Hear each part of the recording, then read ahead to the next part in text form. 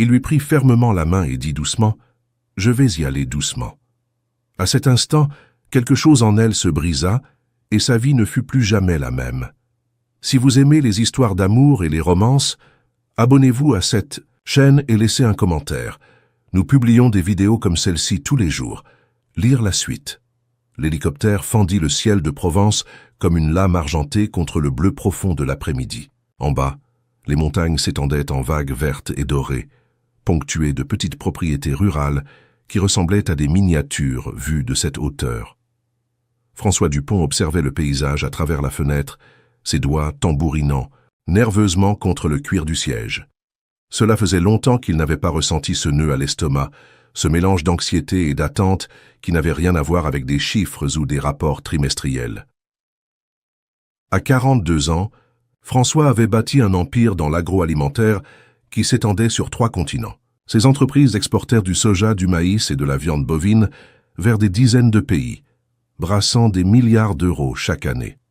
Il était un nom respecté dans les couloirs des entreprises parisiennes, une figure omniprésente sur les couvertures des magazines économiques, un homme qui décidait du destin de milliers d'emplois d'un simple trait de stylo. Et pourtant, il était là, fuyant tout cela comme s'il s'agissait d'une prison dorée. Ces derniers mois avaient été un tourbillon d'événements qui l'avaient amené à tout remettre en question.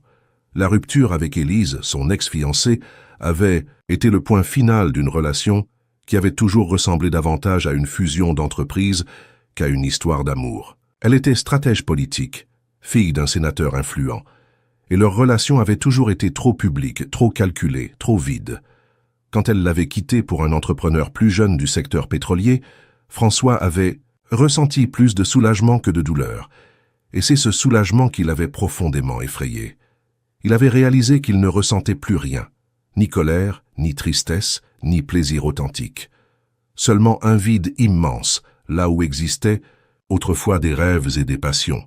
C'est alors qu'il s'était souvenu du domaine Sainte-Claire, la propriété rurale en Provence, où il avait passé les meilleurs moments de son enfance, lors des étés avec son grand-père. Le domaine qu'il avait acheté des années plus tard, plus par nostalgie que par nécessité professionnelle. Le pilote annonça qu'ils approchèrent de leur destination. François se redressa sur son siège, son cœur s'accélérant involontairement. À travers la fenêtre, il pouvait voir le chemin de terre serpentant entre les pâturages, les clôtures en bois délimitant des propriétés centenaires, le bétail, tacheté ponctuant les champs comme des pierres précieuses sur du velours vert. Et là, au centre de tout, le cœur du domaine Sainte-Claire, avec sa maison principale d'architecture provençale, les écuries aux toits rouges et la petite chapelle que son arrière-grand-père avait construite au siècle dernier. Lorsque l'hélicoptère toucha le sol, soulevant un nuage de poussière rouge qui teinta l'air d'or, François ressentit quelque chose qu'il n'avait pas éprouvé depuis des années, la sensation de rentrer chez soi. Antoine Moreau l'attendait déjà dans la cour, le même chapeau de cuir qu'il portait depuis des décennies, protégeant son visage tanné par le soleil. À 70 ans, le vieil administrateur maintenait une posture droite et le regard ferme de quelqu'un qui avait consacré toute sa vie à cette terre. François l'embrassa avec une émotion sincère, sentant l'odeur familière de cuir et de campagne qu'il avait toujours associée à la figure presque paternelle d'Antoine. « Petit François », dit l'homme de sa voix rauque mais affectueuse, « quel plaisir de te revoir, la terre t'attendait. » Ils marchèrent lentement vers la maison principale, Antoine lui indiquant les changements qu'il avait mis en œuvre ces dernières années.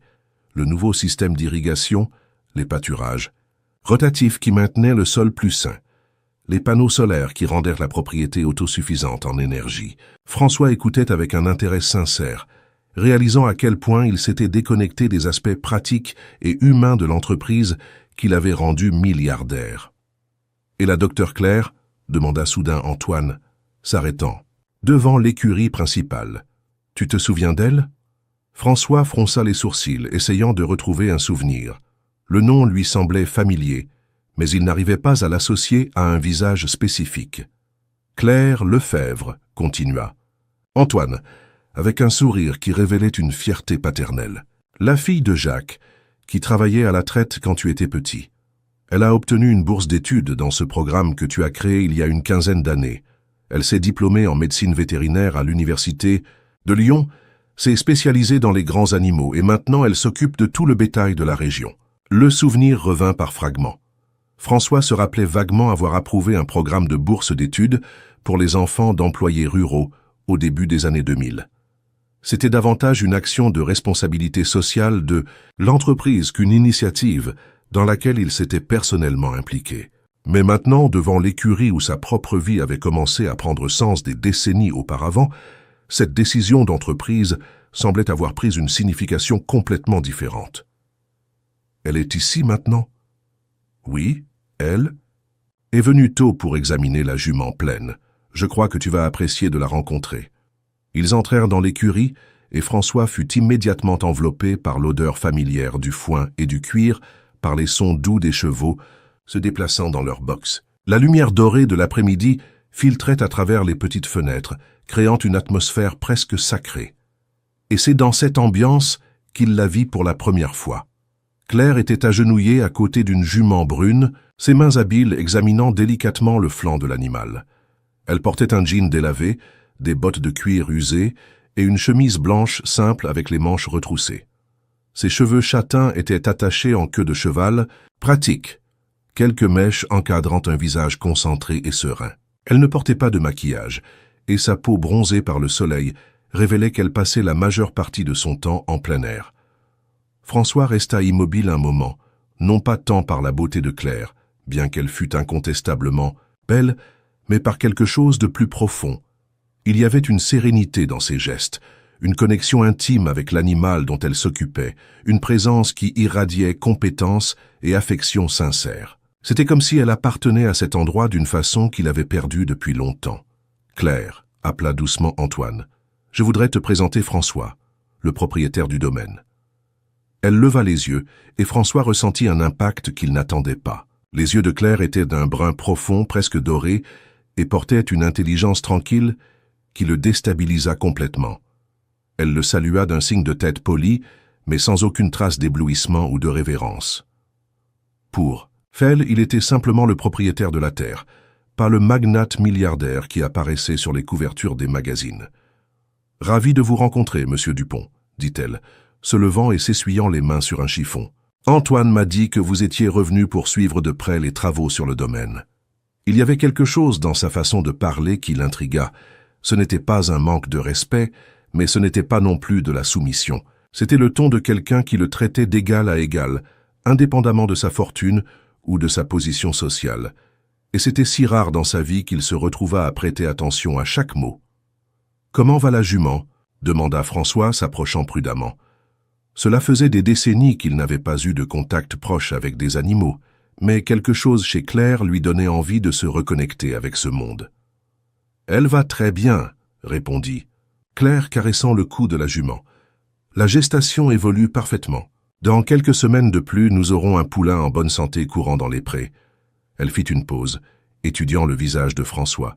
« Antoine m'a dit que vous passiez beaucoup de temps ici quand vous étiez enfant. »« J'ai passé les meilleurs étés de ma vie sur ce domaine, » admit François, surpris par la facilité avec laquelle les mots sortaient. « Mon grand-père m'a appris à monter dans ses écuries. J'ai appris à traire, à prendre soin des animaux, à respecter la terre. » Il regarda autour de lui, comme s'il voyait tout pour la première fois. « Je crois que j'ai oublié beaucoup de choses en cours de route. » Claire l'observa attentivement, et François eut l'impression qu'elle pouvait voir à travers les couches de sophistication urbaine qu'il avait construites au fil des ans. C'était un regard direct, sans jugement, mais profondément perspicace. « La terre a une façon de nous rappeler qui nous sommes, » dit-elle simplement. Il suffit d'être prêt à écouter. Cet après-midi-là, François se surprit à faire quelque chose qu'il n'avait pas fait depuis des années, travailler de ses mains. Il aida Antoine à réparer une clôture, transporta du foin pour les chevaux et essaya même de traire une vache sous les regards amusés des ouvriers. Ses mains, habituées seulement au toucher doux des stylos Montblanc et des tablettes Dernier Cri, devinrent calleuses et sales de terre. Et il adora chaque minute. Claire apparaissait et disparaissait tout au long de la journée, toujours occupée avec un animal ou une consultation dans les fermes voisines. Mais François se surprit à observer ses mouvements, la façon dont elle parlait aux animaux comme s'ils étaient de vieux amis, la manière dont les ouvriers la respectaient non seulement pour sa compétence professionnelle, mais pour l'affection sincère qu'elle manifestait envers tous. Pendant le dîner dans la maison principale, servi sur la table rustique de la cuisine, où il avait mangé tant de repas dans son enfance, Antoine raconta des histoires sur Claire qui intriguèrent François davantage. Elle était revenue dans la région après l'obtention de son diplôme, refusant des offres d'emploi dans des cliniques vétérinaires de Lyon et Paris. Elle préférait travailler avec les petits producteurs ruraux, acceptant souvent des paiements en nature ou même fournissant des services gratuits aux familles en difficulté.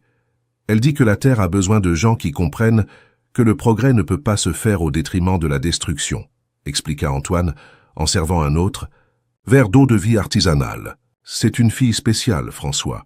Elle a la sagesse des anciens, mais la connaissance des temps modernes. Cette nuit-là, François mit du temps à s'endormir dans le lit qui avait été celui de son grand-père. Par la fenêtre ouverte, il pouvait entendre les sons du domaine, le coassement des grenouilles dans l'étang, le bruit lointain du bétail, le murmure du vent dans les arbres. C'était une symphonie qu'il avait complètement oubliée, remplacée par les bruits urbains de Paris. Et au centre de tous ces sons résonnèrent les paroles de Claire. La Terre a une façon de nous rappeler qui nous sommes. Dans les jours qui suivirent, François établit une routine qu'il n'avait pas suivie depuis des décennies. Il se levait avec le soleil, prenait un café fort sans sucre dans la cuisine avec Antoine et sortait pour suivre les travaux du domaine. Non pas comme un propriétaire supervisant des investissements, mais comme quelqu'un qui voulait sincèrement apprendre à se reconnecter avec cette vie. Et Claire était toujours là, d'une manière ou d'une autre, vaccinant le bétail, examinant les chevaux, orientant les traitements, ou simplement parlant aux animaux pendant qu'elle travaillait. François commença à remarquer qu'elle avait une présence qui apaisait non seulement les animaux, mais toutes les personnes autour d'elle. C'était comme si elle irradiait une paix intérieure qu'il avait perdue depuis longtemps. Ce fut un jeudi matin que tout changea entre eux. François essayait d'aider un ouvrier à mettre un mors à un jeune cheval têtu, quand l'animal prit peur et le renversa. Ce n'était rien de grave, juste une chute qui le laissa couvert de boue et avec l'orgueil blessé. Mais Claire apparut en courant, comme s'il s'agissait d'une urgence. « Vous allez bien ?» demanda-t-elle, s'agenouillant à côté de lui au sol, ses mains vérifiant automatiquement s'il y avait une blessure. François resta immobile quelques secondes, pas à cause de la chute, mais à cause de la soudaine proximité de Claire. Il pouvait sentir le parfum léger de ses cheveux, la texture douce de ses mains sur sa peau, la chaleur de son corps irradiant un souci sincère. C'était une intimité innocente, mais qui l'affecta d'une manière qu'il n'avait pas anticipée. « Je vais bien », murmura-t-il, mais ne fit aucun mouvement pour se lever. Claire l'étudia attentivement, ses yeux dorés cherchant des signes de blessure. Quand elle se rendit compte qu'il allait vraiment bien, elle sourit d'une façon qui transforma complètement son visage. C'était un sourire libre, amusé, qui révélait des dents blanches et parfaites. « Je crois que vous êtes un peu rouillé pour gérer les chevaux », plaisanta-t-elle, tendant la main pour l'aider à se lever. François accepta l'aide, mais quand leurs mains se touchèrent, il sentit un courant électrique remonter son bras. Claire dut également ressentir quelque chose, car leurs yeux se rencontrèrent, et restèrent ainsi quelques secondes de plus que ce qui serait normal entre deux connaissances occasionnelles. « Peut-être pourriez-vous m'apprendre, dit-il, tenant toujours sa main. Comment les gérer, je veux dire. »« Bien sûr, répondit Claire, retirant sa main délicatement, mais sans précipitation. Les animaux enseignent beaucoup sur la patience et sur l'honnêteté. »« L'honnêteté ? Ils sentent quand vous prétendez être quelqu'un que vous n'êtes pas, expliqua-t-elle, caressant le cou du cheval qui avait fait tomber François. Inutile d'essayer de les impressionner avec des choses qui n'ont pas d'importance. Ils ne répondent qu'à ce qui est authentique. François resta silencieux, assimilant les paroles. Il y avait quelque chose dans la façon dont Claire parlait qui semblait toujours contenir des couches de signification, comme si elle parlait de beaucoup plus que simplement des animaux. Cet après-midi-là, elle tint sa promesse. Elle lui apprit comment s'approcher des chevaux, comment lire leurs humeurs, comment gagner leur confiance. François découvrit qu'il avait complètement oublié à quel point c'était relaxant, comment le monde extérieur disparaissait simplement quand on était complètement présent avec un animal. « Vous apprenez vite !» commenta Claire, l'observant brosser soigneusement la crinière d'une jument docile. « C'est comme si vous vous rappeliez quelque chose que vous avez toujours su. » C'est exactement ce que je ressens, admit François, comme si je rentrais à la maison après un très long voyage. Ils travaillèrent dans un silence confortable pendant quelques minutes, jusqu'à ce que Claire pose une question qui le prit au dépourvu. « Qu'est-ce qui vous a ramené, François? Vraiment ?» Il arrêta de brosser la jument et la regarda. Il y avait une sincérité dans sa question qui méritait une réponse tout aussi honnête. « J'ai découvert que j'avais construit un empire, mais perdu mon âme, dit-il finalement. Je me suis réveillé un jour et j'ai réalisé que je ne ressentais plus rien. Ni joie, ni tristesse, ni colère, juste le vide. » Il fit une pause, surpris par la facilité de parler de cela avec elle. Et je me suis souvenu de cet endroit, de comment je me sentais vivant ici. Claire l'écouta sans jugement, ses yeux fixés sur son visage. « Et ça fonctionne? Vous vous sentez à nouveau vivant ?» François la regarda dans les yeux, réalisant que la réponse était plus compliquée qu'il ne l'avait imaginé. Oui, il se sentait vivant à nouveau, mais ce n'était pas seulement à cause du domaine, de la terre, des animaux. C'était aussi à cause d'elle. À cause de la façon dont Claire voyait le monde, de la paix qu'elle irradiait, de l'authenticité qu'elle représentait. « Je commence à... » répondit-il prudemment. Ce soir-là, après le dîner, François et Claire marchèrent jusqu'à l'étang derrière la maison principale. La pleine lune se reflétait dans l'eau sombre, créant un chemin argenté qui semblait les inviter à marcher dessus. L'air était parfumé par l'odeur de la terre humide et des fleurs de tilleul qui fleurissaient autour de la propriété. « Savez-vous que vous avez créé une bourse d'études qui a changé ma vie ?» demanda soudainement Claire, brisant le silence contemplatif. François acquiesça. « Antoine me l'a dit, mais j'avoue que je ne me souvenais pas des détails quand j'ai créé le programme. Mon père travaillait 16 heures par jour pour subvenir aux besoins de notre famille, continua-t-elle, s'asseyant sur une pierre lisse au bord de l'eau. J'ai toujours su que je voulais être vétérinaire, mais cela semblait un rêve impossible. Quand j'ai appris l'existence de la bourse, j'ai cru que c'était un mensonge, une opportunité trop belle pour être vraie. » François s'assit à côté, d'elle maintenant une distance respectueuse, mais ressentant la proximité comme une présence presque physique. « Et pourquoi êtes-vous revenu?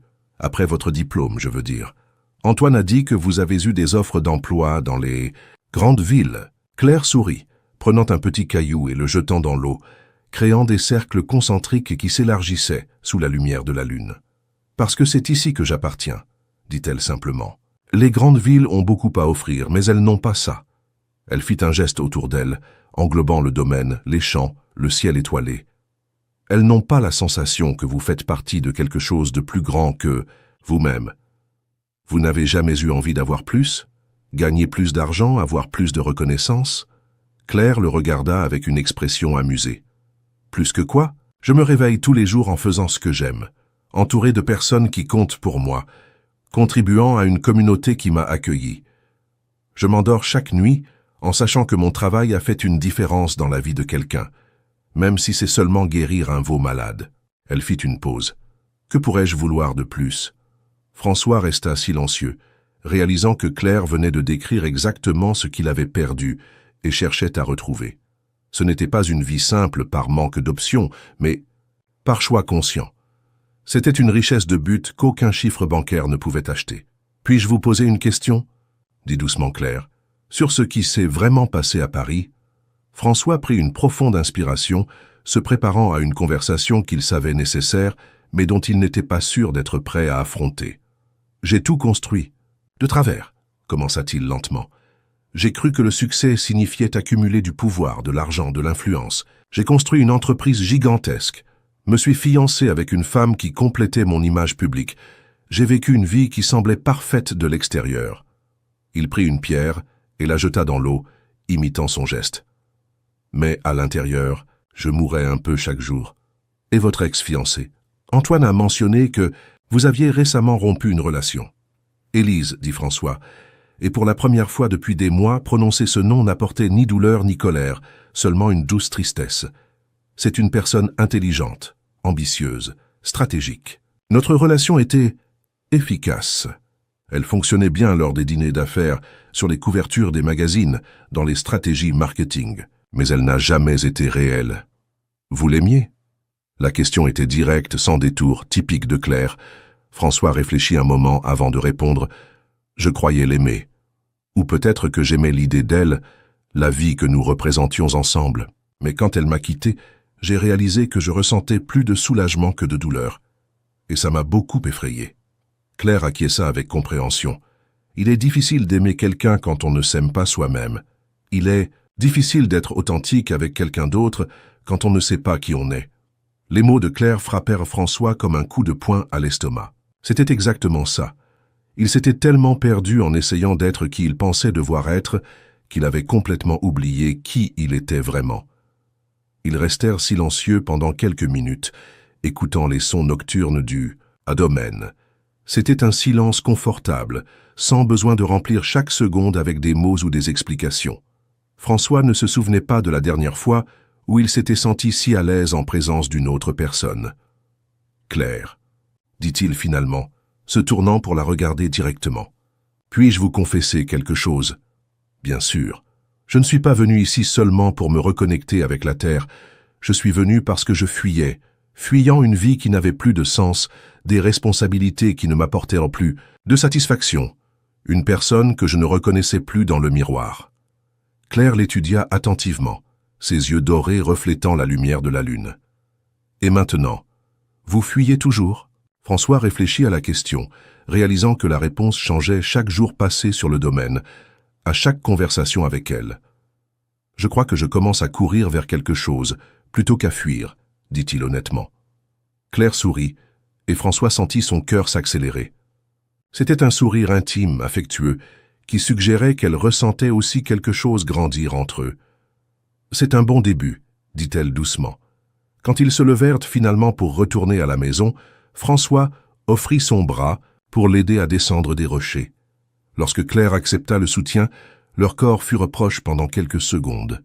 François pouvait sentir sa chaleur, le parfum léger de sa peau mêlé à l'odeur de la terre et des fleurs. C'était une proximité innocente, mais chargée d'une tension électrique qu'aucun des deux ne pouvait ignorer. « Bonne nuit, François, » dit-elle lorsqu'ils atteignirent la véranda de la maison principale. « Bonne nuit, Claire. » Elle commença à s'éloigner, mais s'arrêta et se retourna. « François, oui, je suis heureuse que vous soyez revenu chez vous. » Et sur ces mots, elle disparut dans l'obscurité, laissant François debout sur la véranda, le cœur battant rapidement et une sensation de possibilité qu'il n'avait pas ressentie depuis des années, grandissant dans sa poitrine. Cette nuit-là, il ne put dormir. Il resta sur la véranda jusqu'à très tard, regardant les étoiles qui brillaient avec une intensité qu'il ne voyait jamais à Paris, pensant à Claire, à la vie qu'il avait construite et à la vie qu'il pourrait peut-être construire. Pour la première fois en décennies, François Dupont se permit de rêver d'un avenir qui n'était pas écrit dans des tableurs ou des rapports de marché. Un avenir qui sentait la terre mouillée et promettait un bonheur qu'il avait oublié. C'est être possible. Les jours suivants au domaine Sainte-Claire s'écoulèrent comme une danse précautionneuse entre François et Claire. Il y avait une conscience mutuelle de l'attraction qui grandissait entre eux. Mais tous deux la traitaient avec la délicatesse de ceux qui savent qu'ils manipulent quelque chose de précieux et de fragile. François se réveillait chaque matin, avec une attente qu'il n'avait pas ressentie depuis des années, sachant qu'il rencontrerait Claire à un moment de la journée et que chaque rencontre apporterait une nouvelle découverte sur lui-même et sur elle. Ce fut un vendredi matin que tout changea de ton. François aidait Antoine à réparer la barrière du pâturage nord quand il entendit un hennissement aigu et désespéré venant des écuries. Tous deux coururent dans cette direction, trouvant Claire agenouillée à côté de la jument pleine qu'elle avait examinée le premier jour. L'animal était clairement en travail prématuré, transpirant abondamment et montrant des signes de grand inconfort. « Elle est entrée en travail pendant la nuit », expliqua rapidement Claire, sans quitter l'animal des yeux. « Mais il y a des complications. Le poulain est mal positionné, et si je n'arrive pas à le tourner, je pourrais les perdre tous les deux. » François observa Claire travailler avec une compétence et une détermination qui l'impressionnèrent profondément. Elle avait troqué ses vêtements habituels contre un tablier vétérinaire, ses mains protégées par des gants chirurgicaux, mais même ainsi, quand elle dut introduire son bras pour essayer de repositionner le poulain, François vit une tache de sang apparaître sur le tissu. Claire s'était coupée à quelque chose, mais continuait à travailler comme si elle ne ressentait aucune douleur. « Claire, vous saignez, » dit François, s'approchant. « Ce n'est rien, » répondit-elle sans regarder, complètement concentrée. « Je dois réussir à tourner le poulain avant que... » Elle n'acheva pas la phrase, mais tous comprirent la gravité de la situation. François se sentit complètement impuissant. Durant toute sa vie d'entreprise, il avait résolu des problèmes avec des appels téléphoniques, des réunions, des stratégies. Mais là, face à la vie brute se déroulant devant lui, il n'y avait rien que son argent ou son influence ne pouvaient faire. Il ne restait qu'à faire confiance à la compétence et au dévouement de Claire. Antoine tenait la tête de la jument, murmurant des paroles rassurantes à son oreille, tandis que 2 ouvriers maintenaient l'animal aussi immobile que possible. La tension dans l'écurie était palpable. François se surprit à retenir sa respiration en observant Claire lutter pour sauver 2 vies simultanément. « J'ai réussi », murmura-t-elle finalement, la voix rauque d'effort. « Le poulain est dans la bonne position maintenant. Aidons-la à mettre bas. » Ce qui suivit fut l'un des moments les plus intenses et beaux que François ait jamais vécu.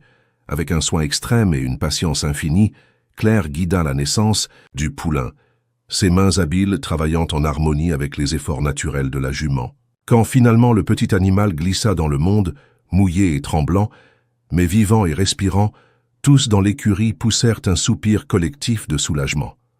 Claire s'effondra assise dans le foin, épuisée, ses vêtements tachés, de sang et de fluide, les cheveux collés au visage par la sueur, mais ses yeux brillaient d'une satisfaction profonde que François reconnut immédiatement. C'était l'expression de quelqu'un qui venait d'accomplir son objectif le plus fondamental dans la vie. « Vous avez été incroyable », dit François, s'agenouillant à côté d'elle. Sans réfléchir, il sortit son mouchoir de sa poche et commença à nettoyer délicatement son visage, enlevant une tache de saleté de son front. Claire resta immobile pendant ce geste, ses yeux fixés sur les siens. C'était un moment intime, chargé d'une tendresse qui les surprit tous deux. Quand François eut fini de la nettoyer, ses mains restèrent encadrant son visage quelques secondes de plus que nécessaire. « Merci », chuchota Claire, sa voix plus douce qu'il ne l'avait jamais entendue. Ce fut Antoine qui brisa le moment, commentant la nécessité de vérifier si le poulain tétait correctement. Mais quelque chose avait changé irrévocablement entre François et Claire dans cette écurie. Une barrière avait été franchie, une intimité établie qui rendait impossible de prétendre qu'ils n'étaient que de simples connaissances.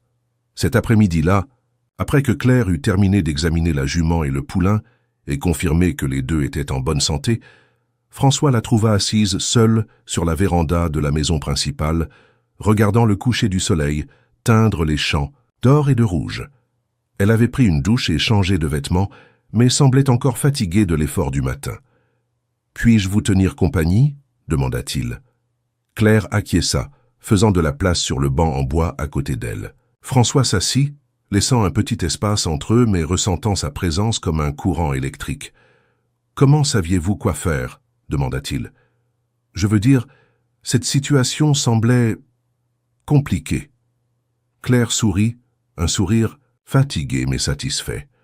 7 ans de faculté, 3 de spécialisation et presque 10 ans de pratique. Mais si vous voulez savoir la vérité, chaque mise bas est différente.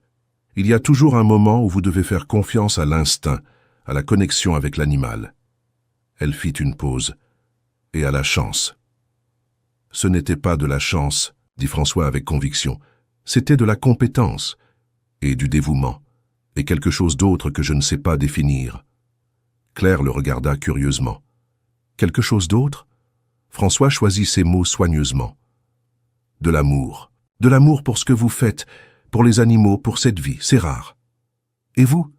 Avez-vous déjà ressenti cela pour votre travail? La question était directe, sans jugement, mais François savait qu'elle méritait une réponse honnête. Oui, au début. Quand j'ai commencé l'entreprise, il y avait une passion sincère. Je voulais prouver qu'il était possible de faire de l'agroalimentaire de manière responsable, durable. Je voulais honorer la mémoire de mon grand-père, qui m'avait appris à respecter la terre. Il soupira. Mais quelque part en chemin, j'ai perdu cela. L'entreprise a grandi, les investisseurs sont arrivés, les pressions ont augmenté. J'ai commencé à prendre des décisions basées uniquement sur les chiffres, sur les profits trimestriels. J'ai oublié pourquoi j'avais tout commencé. Claire l'écouta en silence, ses mains jouant avec un petit bâton qu'elle avait ramassé par terre. Et maintenant? Être ici vous aide-t-il à vous souvenir? François se tourna pour la regarder directement. Être ici, être avec vous, m'aide à me rappeler qui j'étais avant de me perdre. Les mots sortirent plus chargés de sens qu'ils ne l'avaient prévu. Claire dut s'en apercevoir, car une légère rougeur teinta ses joues. « François, dit-elle doucement, je dois vous dire quelque chose. » Son ton le mit immédiatement en alerte. « Quoi donc? »« Je sais qui vous êtes. Je veux dire, j'ai toujours su, depuis le premier jour. » Elle fit une pause, comme si elle choisissait soigneusement ses mots. « Je connais votre entreprise, votre fortune, votre relation avec Élise Mercier. Je sais que vous apparaissez sur les couvertures des magazines et que votre opinion peut faire bouger les marchés. » François sentit son estomac se nouer. « Et pourquoi n'avez-vous rien dit? »« Parce que je voulais vous connaître, l'homme, pas le magnate. Je voulais voir s'il y avait quelque chose d'authentique sous toute cette construction publique. » Claire le regarda dans les yeux. « Et il y a beaucoup. » François resta silencieux un moment, traitant l'information. D'un côté, il se sentait trahi par son omission. De l'autre, il comprenait parfaitement ses motivations. « Et maintenant? Que pensez-vous de moi maintenant que vous me connaissez ?» Claire tourna son corps pour lui faire face sur le banc. « Je pense que vous êtes un homme qui s'est perdu, mais qui essaie de se retrouver. Je pense que vous avez un bon cœur qui a été enterré par des années de pression et d'attente. » Externus. Je pense que vous êtes plus courageux que vous ne l'imaginez, parce que renoncer temporairement à tout ce que vous avez construit pour venir vous reconnecter avec vos racines exige un courage que peu possèdent. François sentit une émotion intense monter dans sa poitrine. Personne ne lui avait parlé ainsi depuis des années, pas comme le PDG milliardaire, pas comme l'ex-fiancé d'une héritière politique, pas comme une pièce sur l'échiquier économique du pays, mais comme un homme, simplement.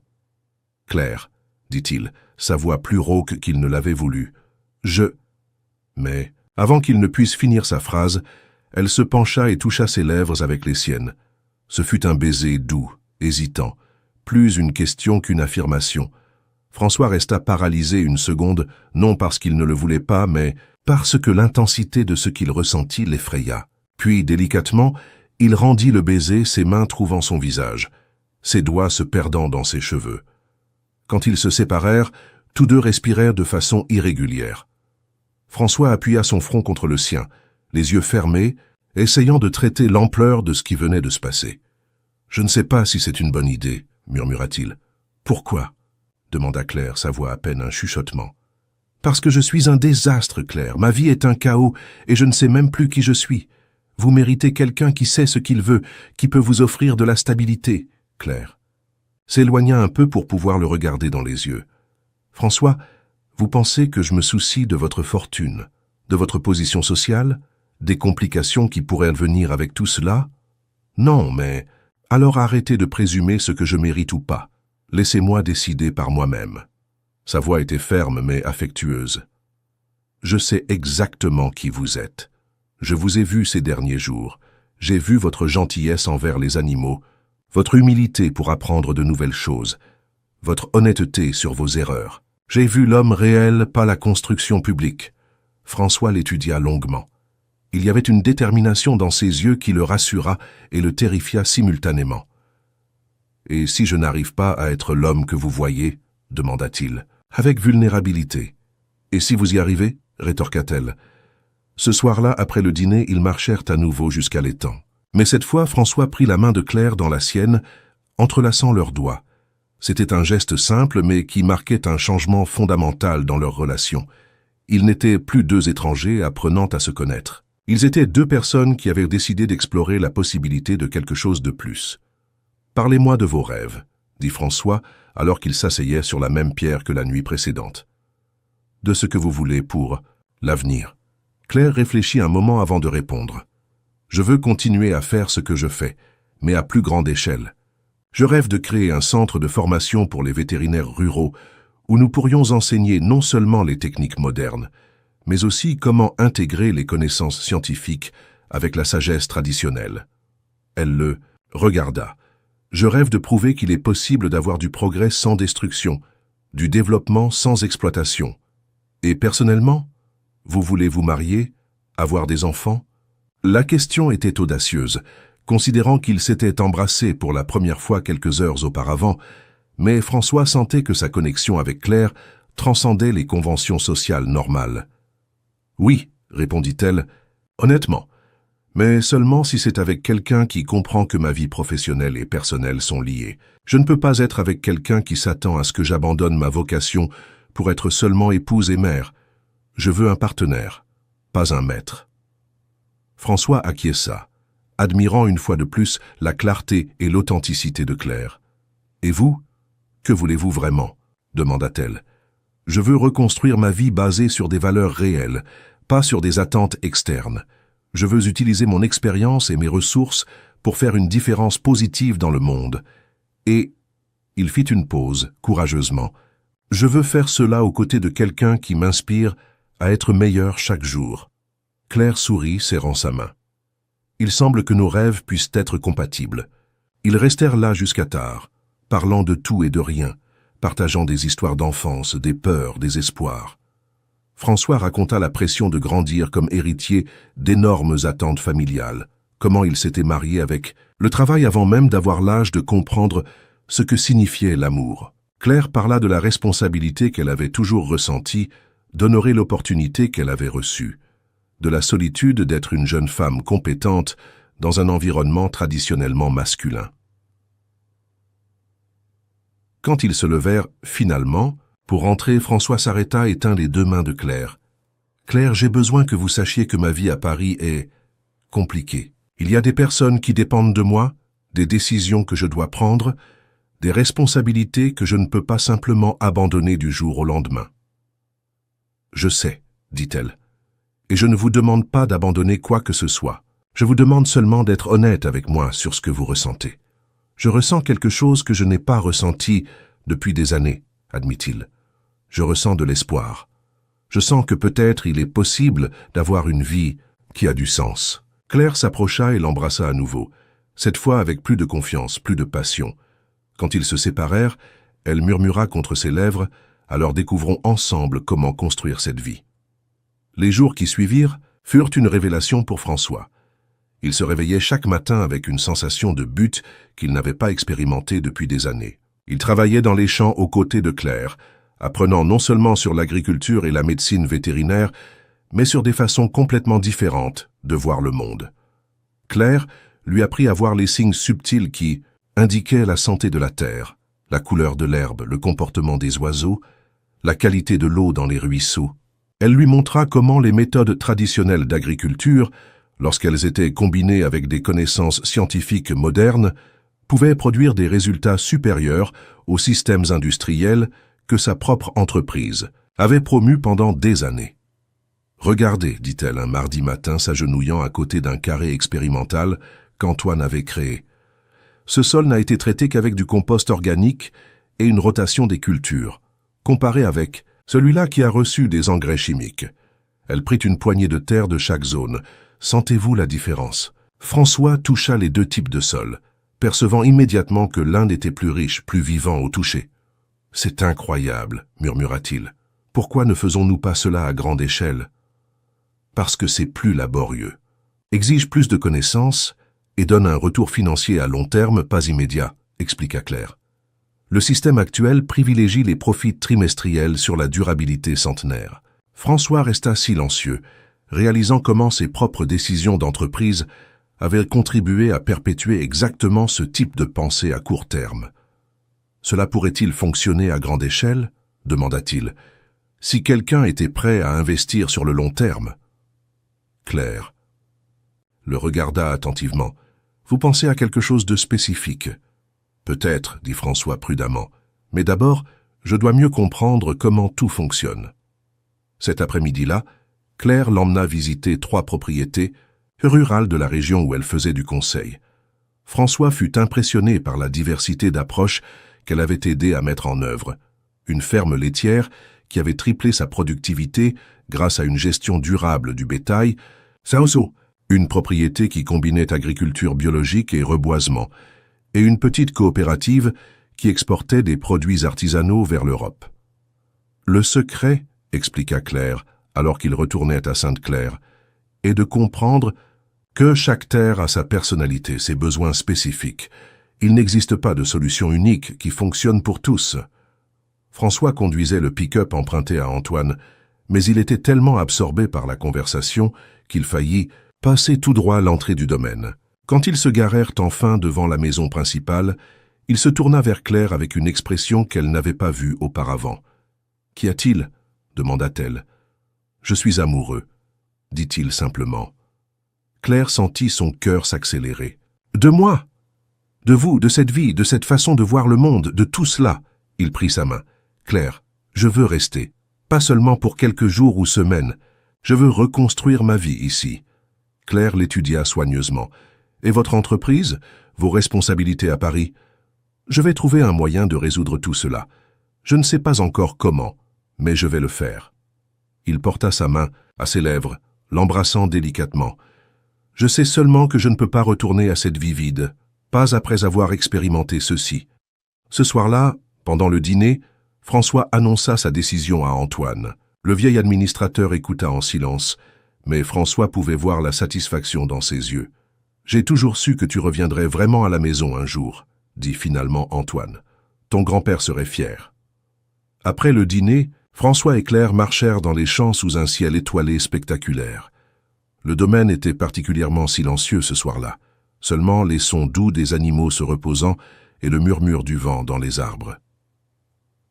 « François, » dit soudain Claire s'arrêtant au milieu du chemin. « Il y a quelque chose que je dois vous dire. » Son ton le mit immédiatement en alerte. « Quoi donc ?»« J'ai reçu un appel aujourd'hui, d'un journaliste de Paris. Il posait des questions sur vous, sur combien de temps vous êtes ici, sur nous. » François sentit un froid descendre le long de sa colonne vertébrale.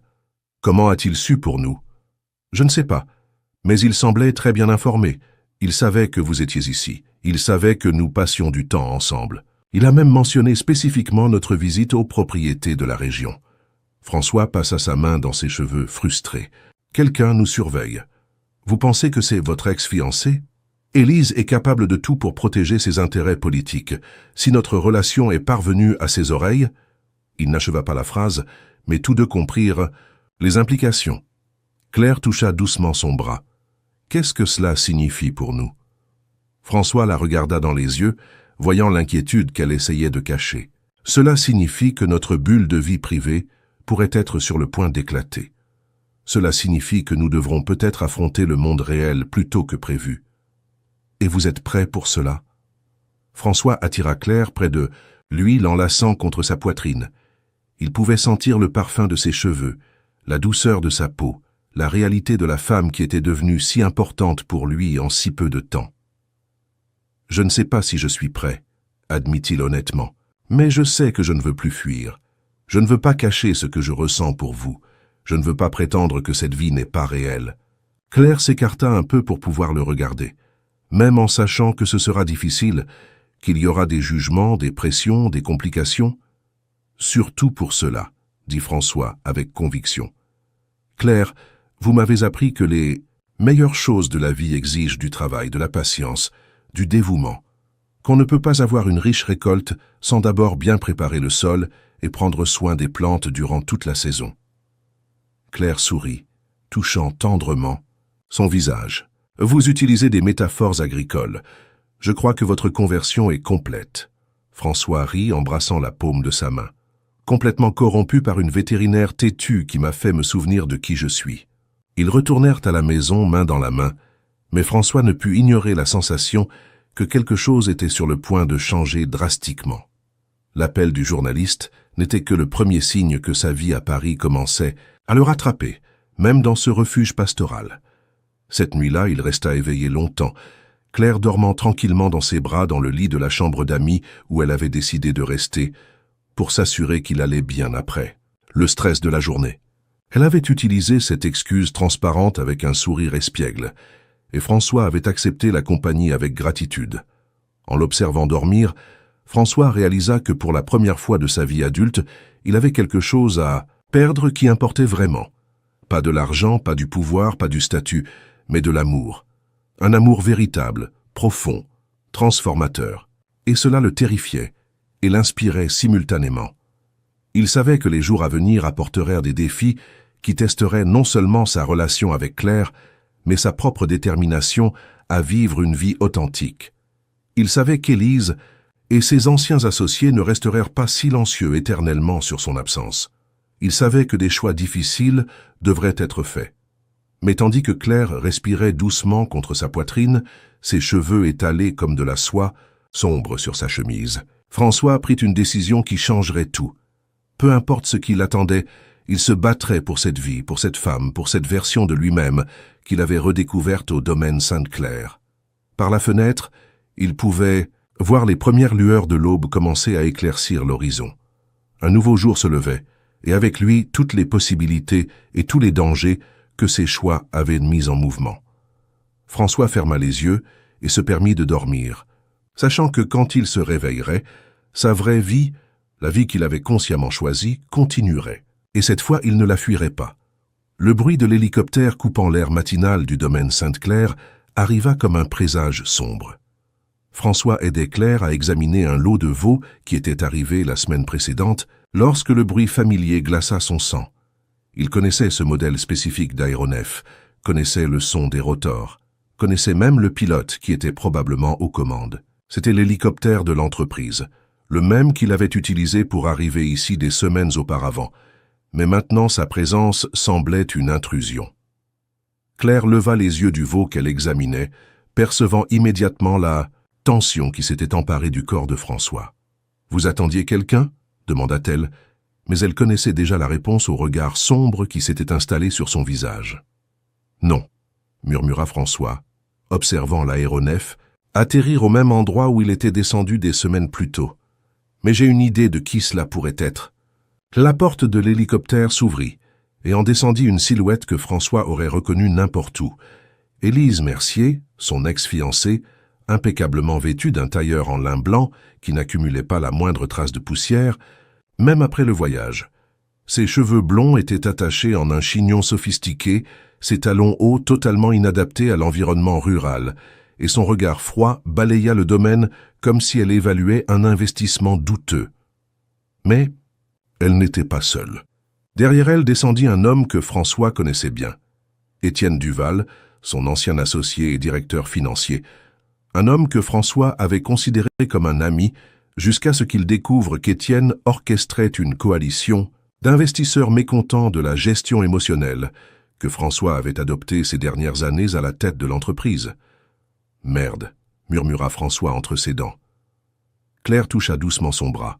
« Qui sont-ils »« Des problèmes » répondit François, mais sa voix portait plus de détermination que de peur. « Des problèmes que je vais devoir affronter. » Élise marcha vers eux avec l'assurance de quelqu'un habitué à commander dans n'importe quel environnement. Même au milieu des champs, entourée de bétail et avec l'odeur d'écurie dans l'air, elle maintenait une posture royale qui faisait que tout autour semblait être un décor monté pour sa convenance. « François » dit-elle lorsqu'elle fut assez proche, sa voix portant ce ton de supériorité cordiale qu'il connaissait si bien. « Quelle joie de te retrouver enfin !» Nous commencions à nous inquiéter. « Élise, » répondit sèchement François, se plaçant instinctivement entre elle et Claire. « Je ne me souviens pas d'avoir envoyé d'invitation. » Élise sourit, mais c'était un sourire tranchant comme une lame. « Oh, chérie, tu as toujours eu cette tendance à dramatiser. Étienne et moi sommes venus simplement pour une conversation amicale. » Ses yeux se posèrent sur Claire, l'examinant de la tête aux pieds avec le regard clinique de quelqu'un qui évalue une menace. Et celle-ci doit être la fameuse vétérinaire dont nous avons tant entendu parler. Claire fit un pas en avant, tendant la main avec une politesse courtoise. Mais, ferme, Claire Lefebvre. C'est un plaisir de vous rencontrer, madame. Mercier, Élise Mercier. Elle serra brièvement la main de Claire, comme si elle touchait quelque chose de désagréable. L'ex-fiancé de François, bien que, techniquement, nous ayons encore quelques affaires en suspens à régler. François sentit la colère commencer à bouillonner dans sa poitrine. « Nous n'avons pas d'affaires en suspens, Élise. Nous avons rompu. Tu t'en souviens? Ah oui, la fameuse rupture, dit Étienne se joignant à la conversation avec un faux sourire, qui a coïncidé par hasard avec le moment où tu as décidé d'abandonner tes responsabilités d'entreprise pour venir jouer au fermier. Claire regarda de François au visiteur, percevant clairement les courants d'hostilité qui circulaient entre eux. « Peut-être devrais-je vous laisser discuter en privé, dit-elle diplomatiquement. « Non, dit François fermement, prenant sa main. Quoi qu'ils aient à dire, ils peuvent le dire devant Claire. Élise arqua un sourcil parfaitement épilé. Comme c'est romantique, mais je crains que les sujets que nous sommes venus discuter ne soient de nature extrêmement confidentielle, et dirais-je, délicate. Alors peut-être auriez-vous dû prendre rendez-vous à Paris, répliqua François. Ceci est ma maison maintenant, et Claire fait partie de ma vie. Si vous avez quelque chose à dire, dites-le. Étienne et Élise échangèrent un regard significatif, une communication silencieuse que François reconnut immédiatement. Ils avaient planifié cette conversation, chaque mouvement, chaque mot. C'était une stratégie soigneusement orchestrée. « Très bien, dit finalement Élise. Si tu insistes pour rendre cela public, elle ouvrit un porte-document en cuir qu'elle portait et en sortit plusieurs documents. François, pendant ton absence non autorisée de l'entreprise, plusieurs situations critiques sont apparues qui exigent ton attention immédiate. Absence non autorisée? François rit amèrement. Je suis le principal actionnaire de l'entreprise. Je n'ai besoin de demander l'autorisation à personne. Techniquement, c'est vrai, admit Étienne. Mais ta position de PDG actif exige une présence physique et une prise de décision en temps réel. Ton absence prolongée est interprétée par nos investisseurs comme un abandon de fonction. Claire écoutait en silence, mais François pouvait sentir la tension croître dans son corps. Elle commençait à comprendre que ce n'était pas une visite sociale. « Quels investisseurs ?»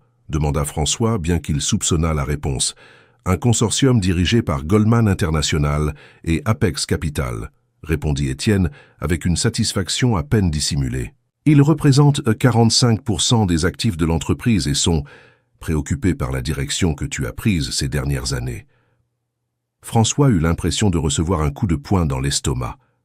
Goldman International était le fonds d'investissement dirigé par le père d'Élise, et Apex Capital était contrôlé par la famille d'Étienne. C'était une coalition qu'il n'avait jamais vue se former parce qu'il faisait trop confiance à des personnes qu'il considérait comme des alliés. Et quelle est exactement leur préoccupation ?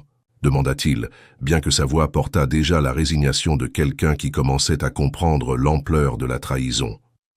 Élise sourit à nouveau, mais cette fois, c'était un sourire de prédateur qui avait encerclé sa proie. « Et, bien François, tes investissements dans des projets de durabilité, tes politiques de responsabilité sociale, ton insistance sur des méthodes agricoles qui privilégient l'environnement au détriment du profit, tout cela a un impact négatif sur les rendements des actionnaires. »« Un impact négatif ?» répéta François incrédule. « L'entreprise a connu sa meilleure année de son histoire lors du dernier exercice fiscal. »« Oui, mais les projections pour les prochaines années montrent un ralentissement significatif, » dit Étienne, consultant une tablette. « Tes projets d'agriculture durable exigent des investissements à long terme qui ne génèrent pas de retours immédiats. C'est inacceptable pour des investisseurs qui attendent une croissance trimestrielle constante. » Claire fit un pas discret que vers François, une démonstration silencieuse de soutien qui ne passa pas inaperçue d'Élise. « Comme c'est touchant, » commenta l'ex-fiancé avec un sarcasme venimeux. « Mais je crains que le romantisme rural ne résolve pas les vrais problèmes d'entreprise, François. »« Assez, » dit François, sa voix chargée d'une autorité qu'il n'avait pas utilisée depuis des semaines, mais qu'il n'avait jamais vraiment perdu. « Dites-moi simplement ce que vous êtes venu dire. » Étienne s'approcha, adoptant un ton faussement amical. « François, nous sommes de vieux amis. Nous ne voulons pas que cela devienne désagréable. Nous sommes ici pour offrir une solution qui profite à tous. » « Quelle solution ?»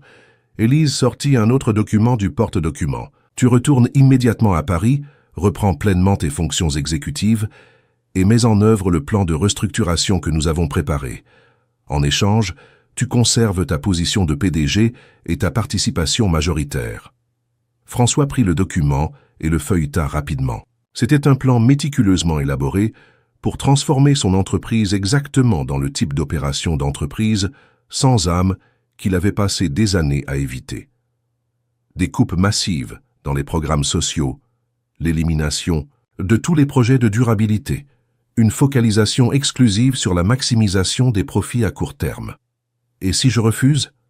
demanda-t-il, bien qu'il connût déjà la réponse. « Eh bien, dit Étienne avec une fausse tristesse, dans ce cas, nous serons contraints d'activer certaines clauses contractuelles que tu as peut-être oublié de réviser récemment, Élise. » Ouvrit un autre document, celui-ci beaucoup plus épais.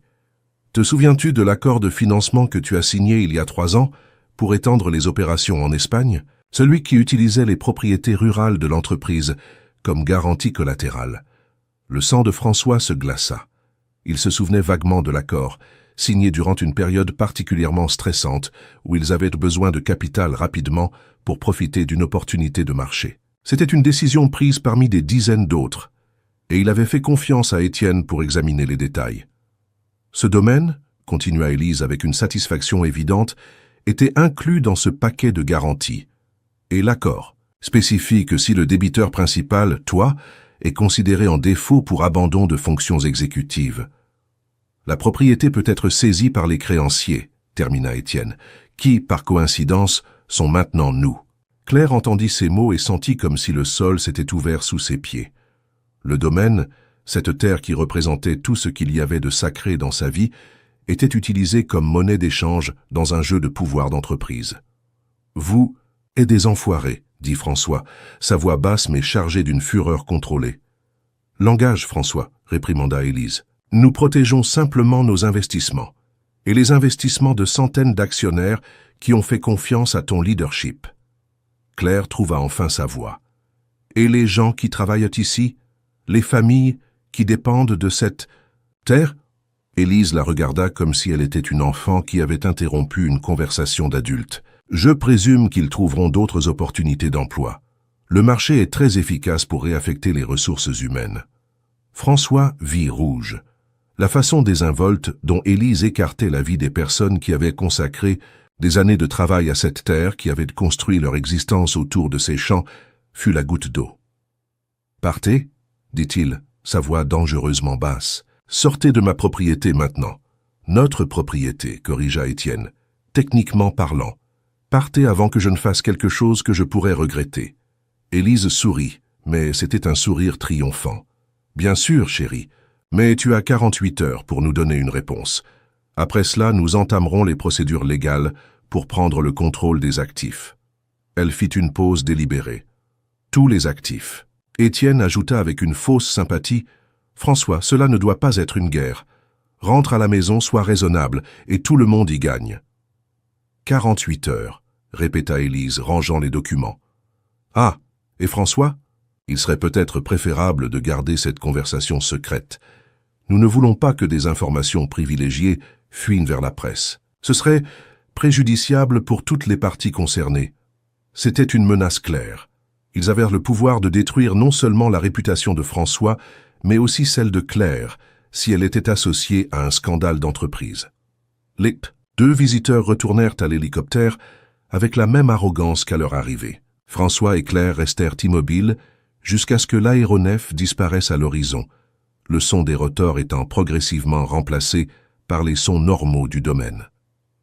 Quand ils furent enfin seuls, Claire se tourna vers François. « Est-ce vrai? Le domaine est-il vraiment en danger ?» François passa les mains sur son visage, semblant avoir vieilli de plusieurs années en quelques minutes. « Oui, Étienne avait raison concernant l'accord de financement.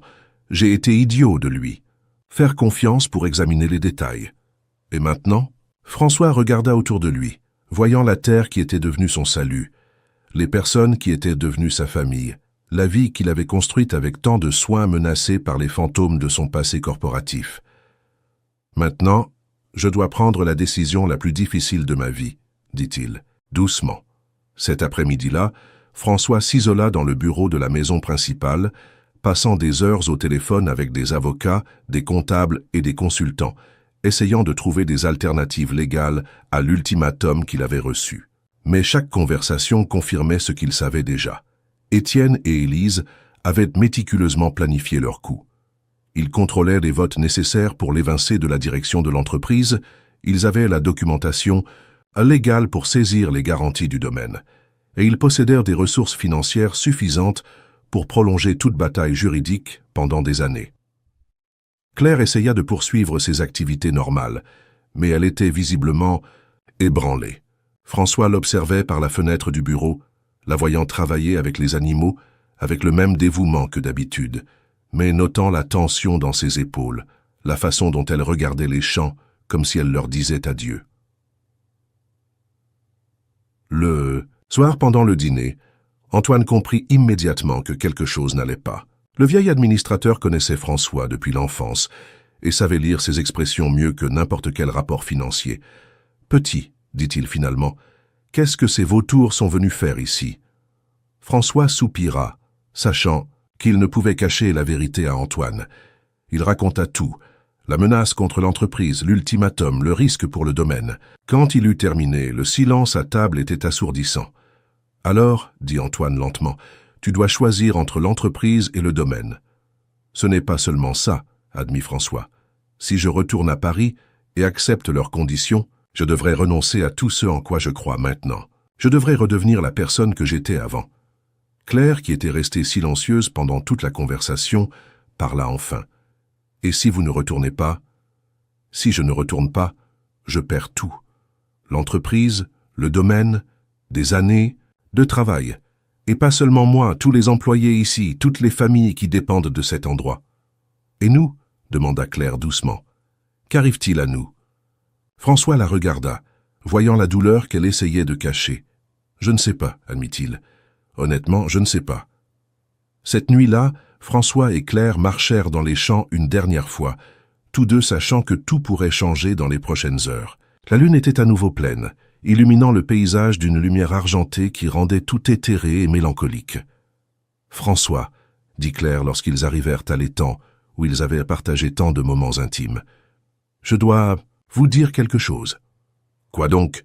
Claire se tourna pour lui faire face, ses yeux brillants de larmes non versées. « Je ne peux pas partager ma vie avec quelqu'un qui ne sait pas encore qui il est. » François sentit comme s'il avait reçu une balle en pleine poitrine. « Claire. »« Non, » interrompit-elle, levant la main.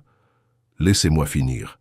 Ces dernières semaines, avec vous ont été les plus intenses et les plus heureuses de ma vie.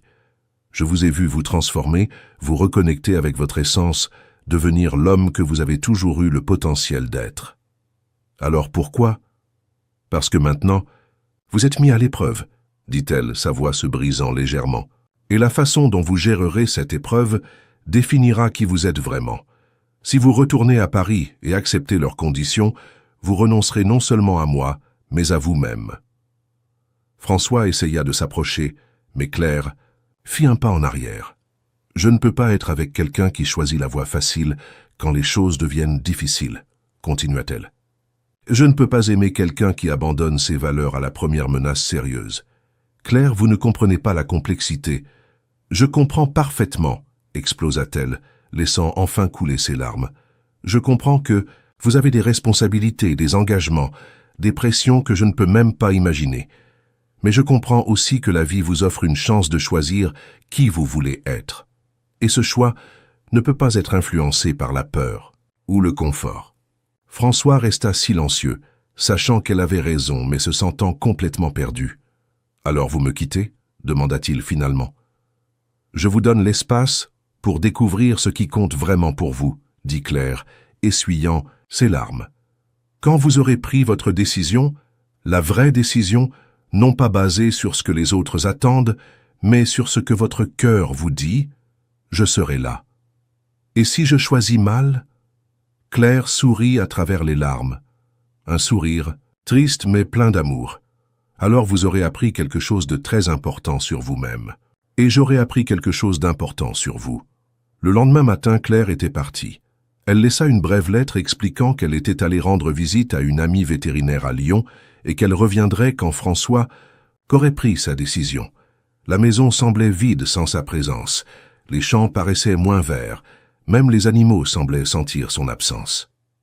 François passa toute la journée seul, marchant dans les mêmes endroits où il avait redécouvert son humanité aux côtés de Claire. Chaque coin du domaine portait des souvenirs d'eux ensemble. L'écurie où ils s'étaient rencontrés, les pâturages où elle lui avait enseigné l'agriculture durable, l'étang où ils avaient partagé leurs rêves. Antoine le laissa en paix, comprenant que c'était une décision que François devait prendre seul. Mais en fin d'après-midi, le vieil administrateur s'approcha de lui avec 2 bières fraîches. « Je peux te tenir compagnie ?» demanda Antoine. François acquiesça, reconnaissant pour la présence discrète de l'homme qui avait été plus un père pour lui que son propre père biologique. Ils burent en silence pendant quelques minutes, observant le soleil se coucher sur les champs qu'ils aimaient tous deux. « Ton grand-père a fait face à une décision similaire une fois, » dit finalement Antoine. François le regarda surpris. « Comment ça ?» C'était dans les années 70. Une entreprise de Paris est venue offrir une fortune pour cette terre. Il voulait tout transformer en un complexe industriel. Ton grand-père était tenté, la famille traversait des difficultés financières, et l'argent aurait résolu tous les problèmes. Et qu'a-t-il fait? Antoine sourit, un sourire plein de nostalgie. Il m'a appelé ici, à cet endroit même, et m'a demandé « Antoine, si je vends cette terre, qu'arrivera-t-il à notre âme ?» Le vieil homme fit une pause. Il a choisi de garder le domaine. Il a passé quelques années difficiles de plus, mais il ne l'a jamais regretté.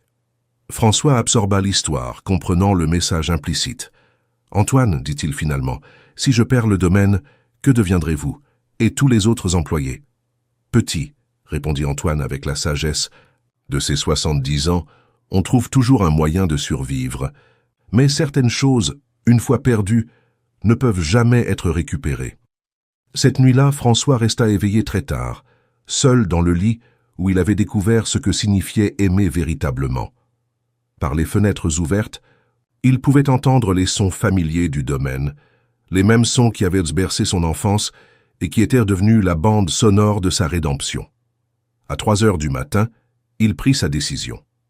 À 6 heures du matin, il était au téléphone avec Étienne. « François, » dit l'ancien associé avec une satisfaction évidente dans la voix, « j'espère que tu as de bonnes nouvelles pour nous. »« J'en ai, » répondit François, sa voix calme et déterminée. « Mais d'abord, je veux clarifier une chose. »« Quoi ?»« Vous pouvez garder l'entreprise, vous pouvez mettre en œuvre vos plans, licencier qui vous voulez, transformer tout comme vous le souhaitez, mais vous ne toucherez pas au domaine. » Étienne rit. « François, tu n'es pas en position de faire des exigences. »« En fait, si, interrompit François, parce que j'ai quelque chose que vous voulez plus que le domaine. Et qu'est-ce que ce serait ?» François sourit, pour la première fois depuis 2 jours se sentant vraiment en paix avec lui-même. « J'ai une histoire à raconter. Une histoire très intéressante sur la manipulation de documents, la coercition d'actionnaires et l'abus d'informations privilégiées. Une histoire que certains journalistes d'investigation seraient très intéressés à entendre. » Le silence. De l'autre côté de la ligne fut éloquent. « Demain matin, continua François, je vais convoquer une conférence de presse, et je vais raconter cette histoire complète, à moins que... »« À moins que quoi ?» demanda Étienne, sa voix maintenant tendue. « À moins que nous ne retirions le domaine de l'accord de garantie et que vous me laissiez en paix. Vous pouvez garder 49% de l'entreprise. Je conserve 51%. Mais je renonce à toutes les fonctions exécutives. Vous dirigez comme vous le souhaitez, je deviens un associé silencieux. » François fit une pause, savourant le moment. « Et le domaine reste en dehors de toute négociation future, pour toujours. » C'était un coup risqué, mais François savait qu'Étienne et Élise avaient beaucoup plus à perdre avec un scandale public que lui. Leur réputation, leurs connexions politiques, leurs futures entreprises, tout serait détruit si la vérité sur leur manipulation venait à être connue. « Je vais devoir en discuter avec les autres investisseurs, » dit finalement Étienne. « Vous avez 1 heure, » répondit François. « Après cela, mon offre expire et ma conférence a lieu. » Quand il raccrocha le téléphone, François se sentit plus léger qu'il ne s'était senti depuis des mois. Il avait trouvé une 3e option, une façon de protéger ce qui comptait vraiment, sans céder complètement à menaces. Il ne restait plus qu'à découvrir si Claire serait prête à construire une vie avec un homme qui avait choisi la terre et l'amour véritable plutôt que le pouvoir et l'argent. Et tandis que le soleil se levait sur les champs du domaine, Sainte-Claire, François sut que, quoi qu'il arrive ensuite, il avait enfin retrouvé le chemin de la maison. L'appel d'Étienne arriva exactement 57 minutes plus tard. François était assis sur la véranda de la maison principale, observant les premiers rayons de soleil peindre les champs en doré, quand le téléphone sonna. Il laissa sonner 3 fois avant de répondre, savourant chaque seconde du pouvoir qu'il avait reconquis. « François, » dit Étienne, sa voix chargée d'une tension qu'il essayait de dissimuler, « nous avons parlé avec tous les concernés. Ta proposition est acceptable. » François sourit, mais ce n'était pas un sourire de victoire. C'était un sourire de soulagement d'un homme qui avait trouvé un moyen de protéger ce qu'il aimait sans compromettre son âme. « Parfait. Je veux que tous les documents soient révisés et signés d'ici la fin de la semaine. Et Étienne, oui, si vous tentez n'importe quelle manœuvre à l'avenir, si vous réapparaissez sur ce domaine sans invitation, ou si vous essayez d'utiliser une quelconque faille légale pour me nuire, je ne vais pas seulement raconter mon histoire à la presse, je la remettrai aussi au procureur de la République. » Le silence de l'autre côté de la ligne fut la confirmation dont François avait besoin. Étienne savait qu'il ne bluffait pas. Quand il raccrocha le téléphone, François se sentit comme si un poids immense avait été retiré de ses épaules. Pour la première fois depuis des semaines, il pouvait respirer librement. Le domaine était sauvé, sa nouvelle vie était protégée, et il ne restait plus qu'à découvrir si Claire serait prête à en faire partie. Antoine apparut sur la véranda portant une tasse de café fumant. « À en juger par ton dos, les nouvelles sont bonnes ?» dit le vieil homme avec un sourire. « Le domaine est sauvé », confirma François, acceptant le café avec gratitude. « Mais maintenant vient la partie la plus difficile. » « Claire. » François acquiesça. « Je dois lui prouver que ma décision était basée sur ce en quoi je crois, pas sur la peur de la perdre. » Antoine s'assit à côté de lui sur le banc. « Petit, s'il y a une chose que j'ai apprise en 70 ans de vie, c'est que lorsque tu fais ce qui est juste pour les bonnes raisons, l'univers a une façon de conspirer en ta faveur. » Ce matin-là, François commença à mettre en mouvement le plan qui avait germé dans son esprit pendant toute la crise. S'il renonçait au contrôle opérationnel de son entreprise, il devait s'assurer que sa nouvelle vie aurait un but et un sens. Et la graine de ce but avait été plantée par Claire durant toute leur conversation sur l'agriculture durable et la responsabilité sociale. D'abord, il appela ses avocats et comptables les plus fiables, ceux qui n'avaient pas de lien avec Étienne ou Élise. Il leur demanda de structurer une nouvelle entreprise, complètement indépendante de l'ancienne, axée sur le conseil en agriculture durable et inclusive. Le siège serait le domaine Sainte-Claire lui-même, qui deviendrait un centre expérimental et de formation. Ensuite, il contacta des chercheurs de l'Université de Lyon et de l'Institut national agronomique qu'il avait connus durant ses années postdoc dans l'entreprise.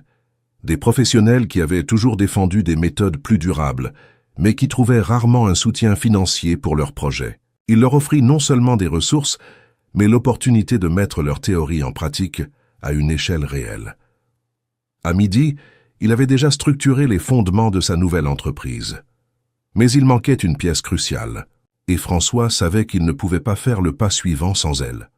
C'est alors qu'il décida d'aller chercher Claire. Le voyage jusqu'à Lyon dans le pick-up emprunté à Antoine lui donna le temps de réfléchir à ce qu'il dirait. Comment? Il expliquerait sa décision. Comment il prouverait qu'il avait choisi par conviction et non par désespoir. Il avait l'adresse de la clinique vétérinaire où travaillait l'ami de Claire, information qu'Antoine avait discrètement fournie. Quand il arriva à la clinique, en milieu d'après-midi, François se sentit complètement déplacé dans l'environnement urbain. Ses vêtements simples de campagne contrastaient avec l'agitation de la grande ville, et il réalisa combien il s'était habitué au rythme plus lent et plus naturel de la vie rurale. Claire était dans la cour arrière de la clinique, aidant à examiner un cheval qui avait été amené pour un traitement. Quand elle le vit, elle s'arrêta, mais ne s'approcha pas. Il y avait une distance dans ses yeux qu'il n'avait jamais vue auparavant. « François, » dit-elle simplement, « je ne m'attendais pas à vous voir ici. Je devais vous parler, en personne. » Claire regarda autour d'elle, remarquant qu'ils étaient observés par les autres vétérinaires de la clinique. « Allons discuter au café du coin. » Ils marchèrent en silence jusqu'au petit café, la tension entre eux palpable. Claire choisit une table au fond de l'établissement, loin des oreilles indiscrètes. « Alors, » dit-elle quand ils furent assis. « J'imagine que vous avez pris votre décision. » François acquiesça. « Je l'ai prise. Mais avant de vous dire laquelle, j'ai besoin que vous sachiez quelque chose. » Claire attendit, ses mains enveloppant la tasse de café comme si elle avait besoin de sa chaleur pour rester forte.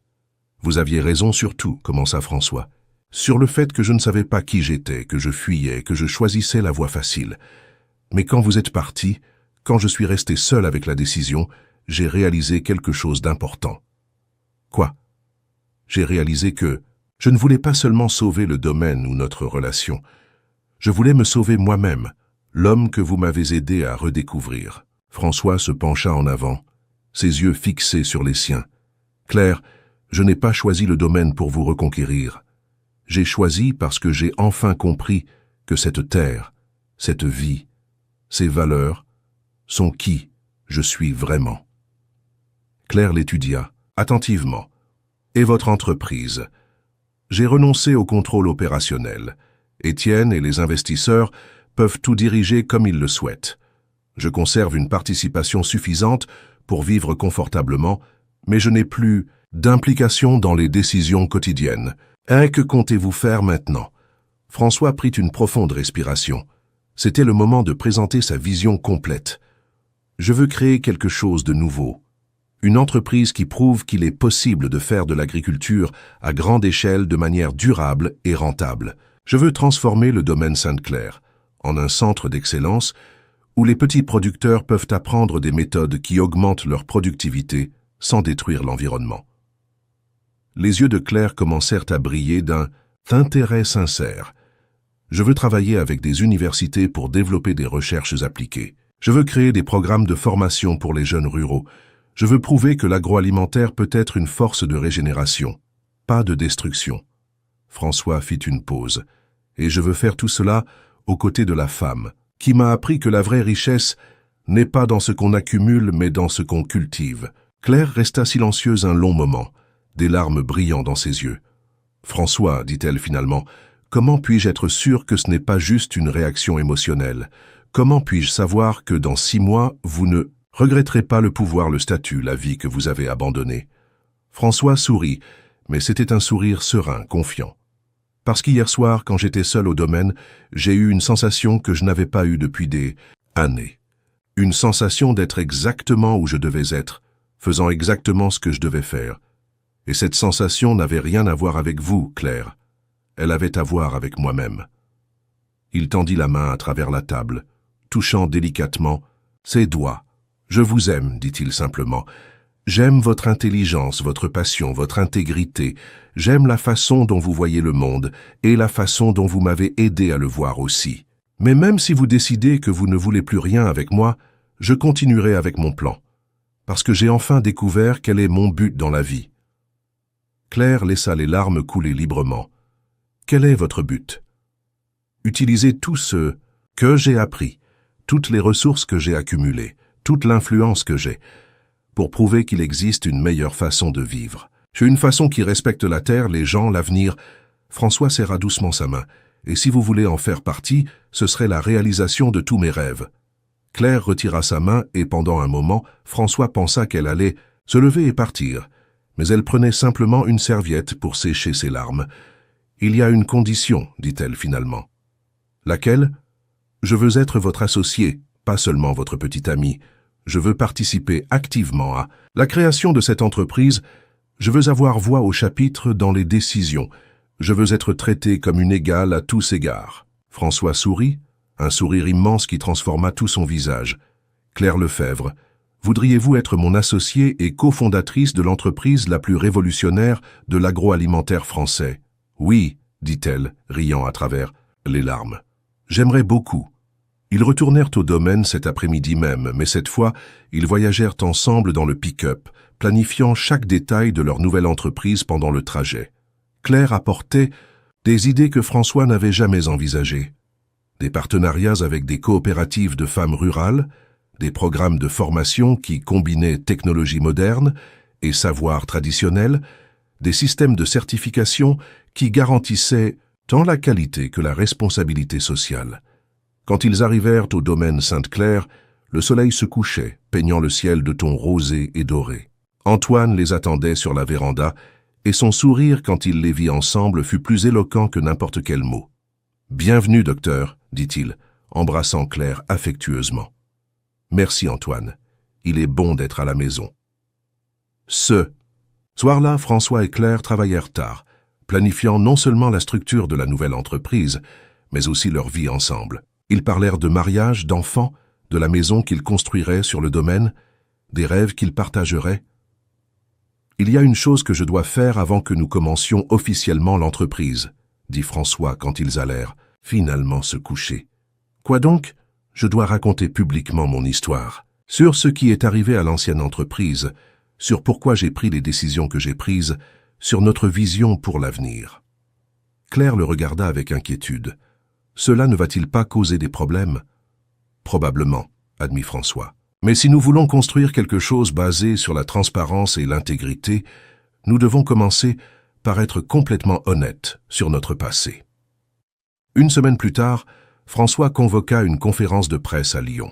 Ce ne fut pas dans les salons dorés des hôtels 5 étoiles, où il avait l'habitude de donner ses interviews, mais dans l'auditorium de l'université, entouré d'étudiants en agronomie et en médecine vétérinaire, qui représentaient l'avenir qu'il voulait aider à construire. Claire était au premier rang, portant une robe simple mais élégante, irradiant la confiance et la sérénité qui étaient devenues sa marque de fabrique. François la regardait chaque fois qu'il avait besoin de force pour continuer à parler.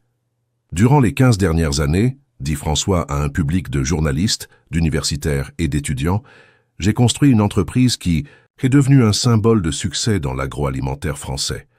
Mais aujourd'hui, je suis ici pour admettre que j'ai perdu mon chemin en cours de route. » Il raconta tout. Comment il s'était laissé emporter par la pression des investisseurs, les décisions qu'il avait prises en privilégiant les profits à court terme plutôt que la durabilité. Comment il avait oublié les valeurs que son grand-père lui avait enseignées. Il parla de sa crise personnelle, de son retour au domaine, de ses retrouvailles avec ce qui comptait vraiment. « Mais je ne suis pas ici seulement pour faire une confession, » continua-t-il. « Je suis ici pour annoncer un nouveau projet. Une entreprise qui va prouver qu'il est possible de faire de l'agroalimentaire de manière complètement différente. » François présenta alors sa vision pour Terre Vivante, comme ils avaient décidé d'appeler la nouvelle entreprise. Il parla des projets de recherche, des programmes de formation, des méthodes durables qu'ils avaient l'intention de développer. Et plus important, il présenta Claire comme son associée et cofondatrice.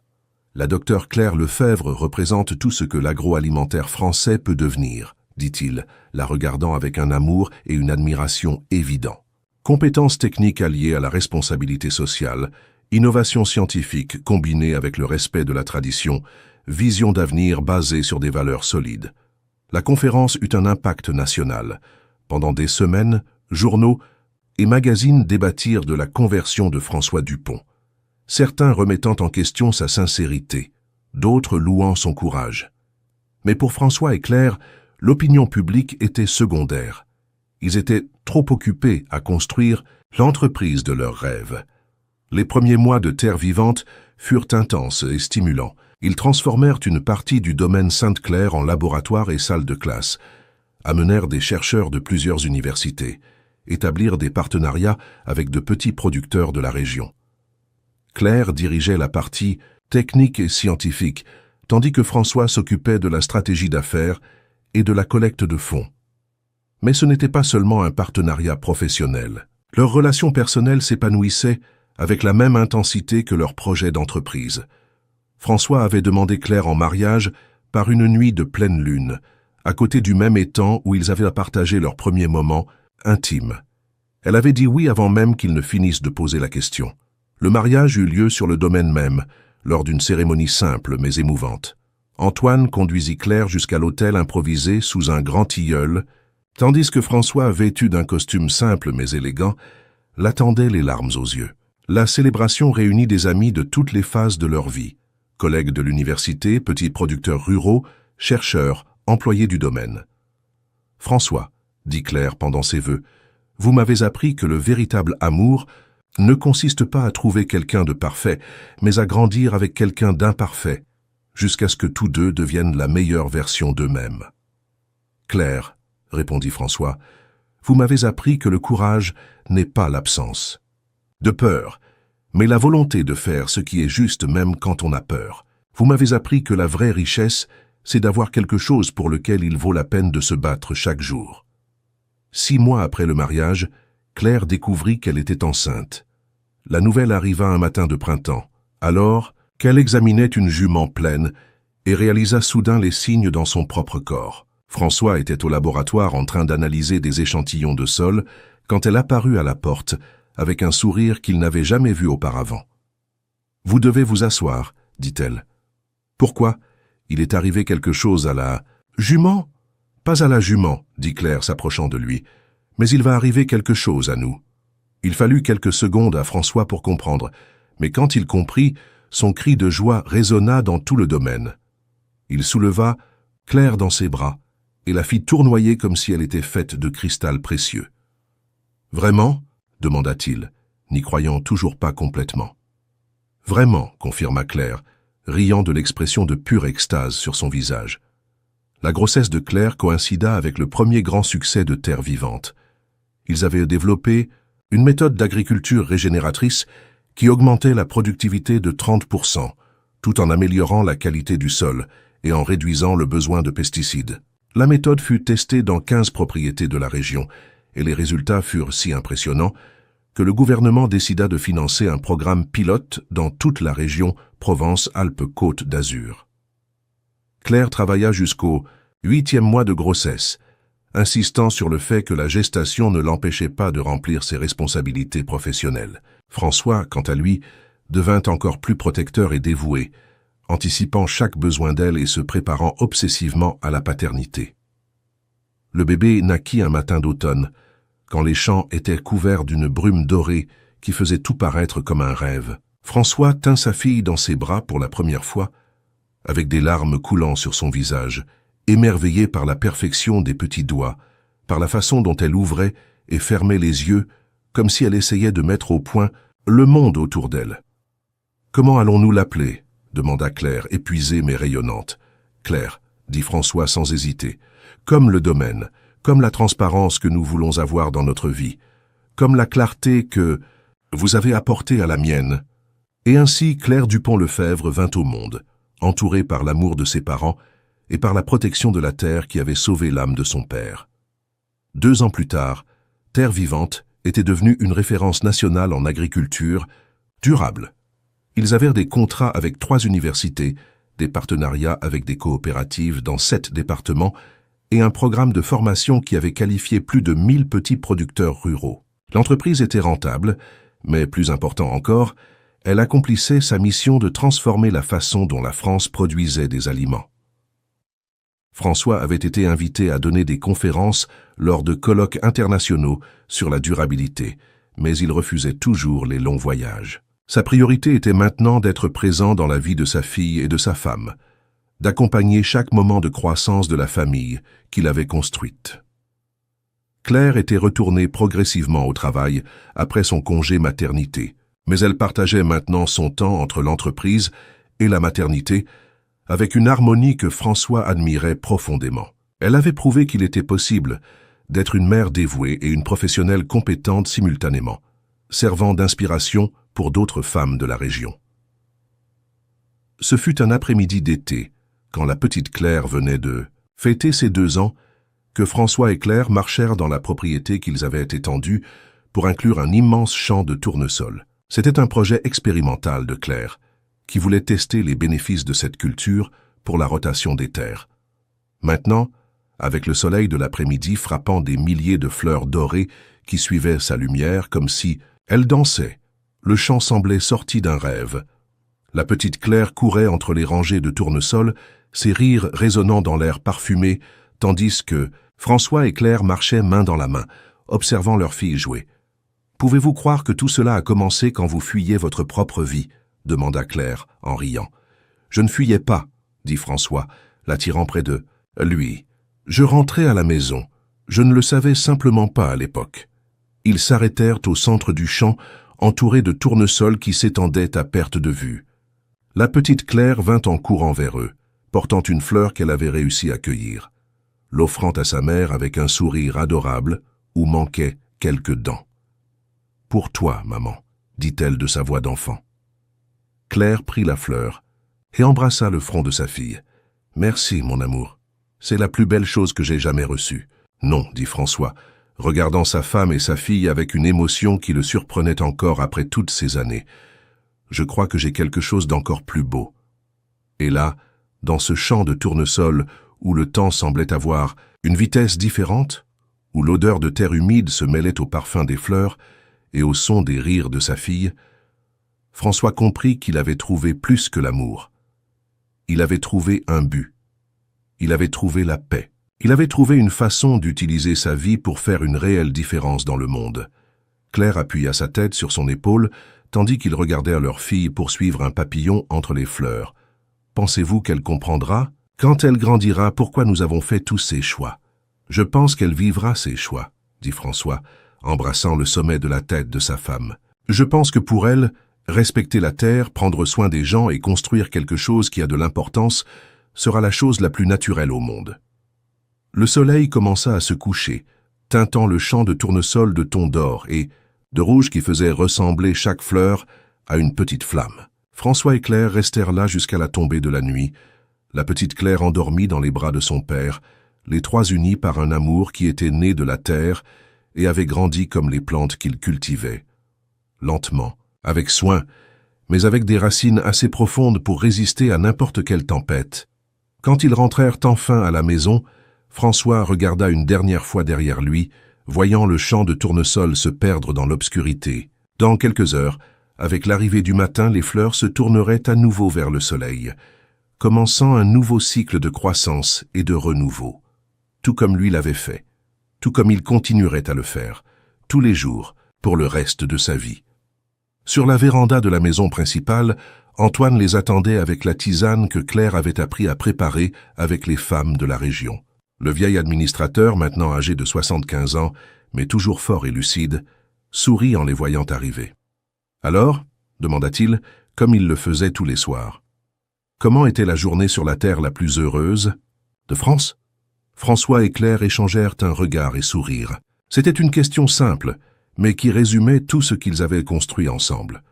Pas seulement une entreprise prospère ou une famille aimante, mais une façon de vivre qui honorait tant leurs valeurs que leurs rêves. « Parfaite », répondit Claire, s'asseyant à côté de son mari sur la véranda où tout avait commencé. « À la maison, compléta François, sachant qu'enfin, après avoir cherché si longtemps, il avait trouvé exactement où il aurait toujours dû être. » Tandis que les étoiles commençaient à apparaître dans le ciel de Provence, le domaine Sainte-Claire dormait tranquillement, protégé par l'amour de personnes qui avaient découvert que les racines les plus profondes n'emprisonnent pas, mais soutiennent tout ce qui compte vraiment dans la vie.